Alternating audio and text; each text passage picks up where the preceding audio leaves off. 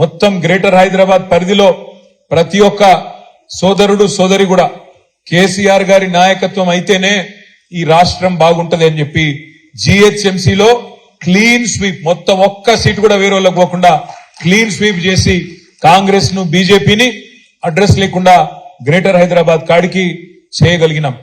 కానీ దురదృష్టం బయట గ్రేటర్ హైదరాబాద్ బయట కొన్ని జిల్లాలలో మనం అనుకున్న ఫలితాలు రాలేదు.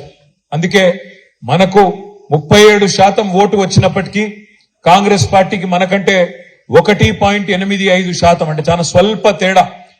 దాంతో వాళ్లకు కొన్ని సీట్లు జిల్లాలలో ఎక్కువ వచ్చినాయి.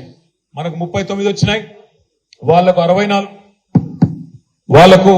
64 సీట్లు వచ్చి వాళ్ళు గవర్నమెంట్ లోకి వచ్చినారు.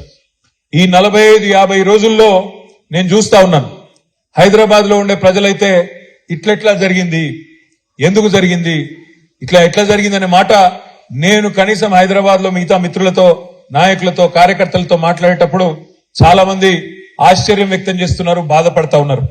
కేసీఆర్ గారు లాంటి నాయకుడు ఇవాళ ముఖ్యమంత్రిగా లేడు అంటే మేము జీర్ణించుకోలేకపోతున్నామన్నా అనే మాట కూడా చాలా మంది మిత్రులు చెప్తా ఉన్నారు.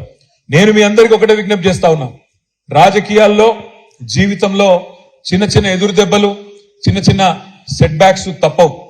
ఈ రోజు మనకు జరిగింది కూడా ఒక చిన్న ఎదురు దెబ్బ మాత్రమే, ఒక చిన్న స్పీడ్ బ్రేకర్ మాత్రమే. అంతే తప్ప దీని నుంచి మన మీద గందరగోళం అయిపోయి, మన మీద భయపడి లేదా బాధపడి ఇంట్లో కూర్చునేంత భయంకరమైన ఓటమేమి మనకు జరగలేదు. 39 సీట్లు ప్రజలు మనకు అప్పచెప్పినారు. 39 సీట్లు అంటే 119లో సరిగ్గా 3వ వంతు, 1/3 సీట్లు మనకు అప్పచెప్పినారు. 14 సీట్లు మనం స్వల్ప తేడాతో ఓడిపోయినాం. జుక్కలనే ఒక నియోజకవర్గంలో 1100 ఓట్లతో ఓడిపోయినాం. దేవరకద్ర అనే మరొక నియోజకవర్గంలో 1300 ఓట్లతో ఓడిపోయినాం. మన కాగజ్ నగర్ లో 3000 ఓట్లు, బోధన్లో 3000 ఓట్లు, ఖానాపూర్లో 4200, అట్లా చెప్పుకుంటూ పోతే ఒక 14 సీట్లలో కేవలం 4-5 వేల ఓట్ల తేడాతోనే ఓడిపోవడం జరిగింది.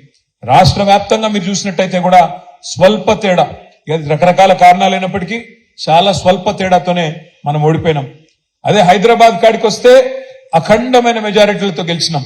85,000, 72,000, 50,000, 40,000, 30,000 బ్రహ్మాండమైన మెజారిటీలతో హైదరాబాద్ లో మనం జయకేతనం ఎగరవేసినాం. ఇవాళ మనందరం ఆలోచించాల్సింది ఒకటే, పెద్దలు చెప్తారు ఎక్కడ కోల్పోయిన దాన్ని అక్కడనే వెతుక్కోవాలంటారు. అందుకే నేను అనేది, తెలంగాణలో ఈ రోజు ఏ అధికారాన్ని అయితే మనం చేజార్చుకున్నామో తప్పకుండా పార్లమెంట్ ఎన్నికల్లో మన గెలుపుతో తిరుగులేని సమాధానం, మనం గట్టిగా ఉన్నాం, తెలంగాణ ప్రజల్లో కేసీఆర్ గారు బలంగా ఉన్నారనే మాట తెలవాలి అంటే పార్లమెంట్ లో బలంగా మనం పనిచేయాల్సిన అవసరం ఉంది. కాంగ్రెస్ బీజేపీ ఇక్కడ తెలంగాణలో ఒక ఫెవికాల్ బంధం లాగా ఇవాళ బ్రహ్మాండంగా కలిసిమెలిసి నడుస్తా ఉన్నారు. రేవంత్ రెడ్డి గారు పోయి ఢిల్లీకి పోయి అమిత్ షాని కలవంగానే కింద ఇక్కడ ఏం జరుగుతుంది, ఇక్కడ 2 శాసన మండలి స్థానాలు ఖాళీ అయితే ఎమ్మెల్సీ స్థానాలు రెండిటికి ఒకటేసారి నోటిఫికేషన్ ఇవ్వాలి నిజానికి. ఎందుకంటే 2 ఒకటేసారి ఖాళీ అయినాయి, 2 ఒకటేసారి పూరించాలి. కానీ 2 ఒకటేసారి పూరిస్తే ఒకటి కాంగ్రెస్ కు వస్తుంది, ఒకటి బీఆర్ఎస్ కు వస్తుంది. అందుకే 2 అలగలగ ఎన్నికలు పెట్టి ఒక అండర్స్టాండింగ్ లో కాంగ్రెస్ బీజేపీ 2 కూడా ఇక్కడ కాంగ్రెస్ కు వచ్చేటట్టు సహకరిస్తా ఉన్నాయి. దానికి పరోపకారి సహాయం ఏంది అంటే కాంగ్రెస్ వైపు నుంచి కరీంనగర్ లో, నిజామాబాద్ లో, ఆదిలాబాద్ లో, ఎక్కడైతే ఇలా బీజేపీ ఎంపీలు ఉన్నారో సికింద్రాబాద్ లో ఇక్కడ డమ్మీ అభ్యర్థులను పెట్టి కాంగ్రెస్ పార్టీ వాళ్ళ గెలుపుకు సహకరించే విధంగా ఒక మ్యాచ్ ఫిక్సింగ్ చేసుకొని ఇద్దరు కలిసికట్టుగా పనిచేస్తా ఉన్నారు. దయచేసి నేను మిమ్మల్ని కోరేది, రేపటి రోజున మన గొంతు, తెలంగాణ గొంతు పార్లమెంట్ లో వినబడాలి అంటే మన గులాబీ జెండానే ఉండాలి. రేపు అక్కడ మోడీని నిలదీయాలి అంటే, బీజేపీని ఆపాలి అంటే కాంగ్రెస్ వల్ల కాదు.